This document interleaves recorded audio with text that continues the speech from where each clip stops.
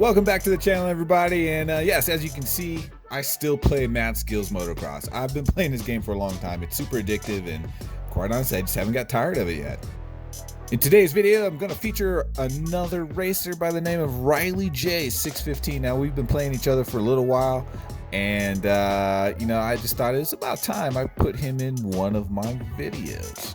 So today, we're going to be looking at lead versus plasma. This is an old track, it's been around for a while. I think it's one of my better tracks. I think I put down a pretty decent time, 24.946, only to find out that Riley J has beaten it by a substantial amount, almost 3/10. And then of course you can see the message, watch the replay. Okay, let's go take a look at the replay.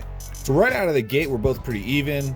I think Riley overjumps this first little double a little bit, which gives me a better drive through the whoops, and I come out about a bike length ahead, and then this happened. So Riley does a pretty sweet front scrub. You'll notice that the front wheel is carried over the lip of the jump, which kind of just catapults him right past me, and then he follows up this front scrub with another front scrub, and at this point I'm not even on the screen anymore, which is kind of disheartening.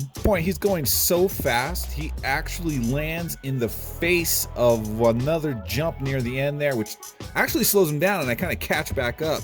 But I've never seen anybody jump that far into the face of that jump. As you can see, those two front scrubs were pretty massive. You can see how much time he made up on me. I mean, I wasn't even on the dang screen anymore. So kudos to him for completely smoking me, even with all the time he lost at the end by over jumping and landing in the face of the well, I won't say the finish line section, but even despite all that, he still had such a huge lead. There wasn't really much of anything I could do about it.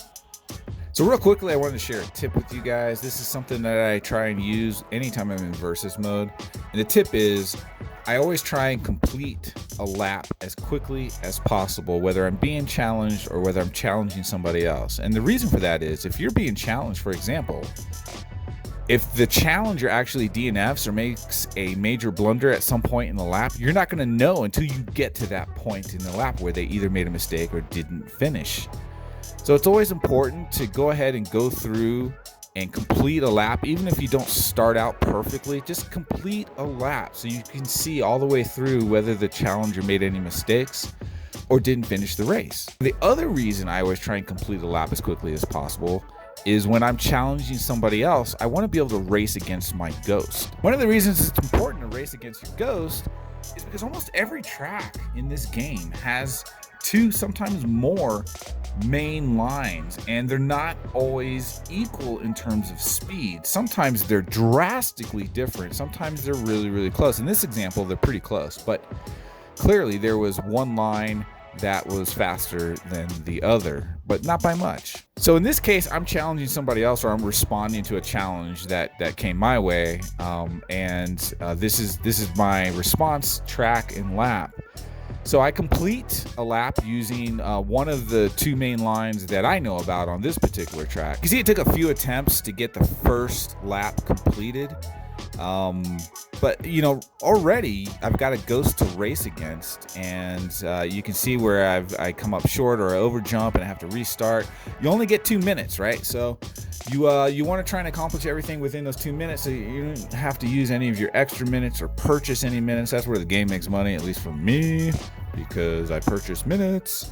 But the point here is, get a good lap. It doesn't have to be perfect. Get a good lap in as quickly as possible so that you have as much time as you possibly can to run an alternate line and see which of the two lines is actually faster. Now, for some of the older tracks, you're going to know this already because you've raced it so many times. But for some of the newer tracks, you may not know until you try them and see which line is consistently faster than the other. I've had some tracks where I thought I knew which line was the fastest, but then either somebody else took an alternate line and showed me a faster way, or by accident I found a faster way, or I found a new alternate line.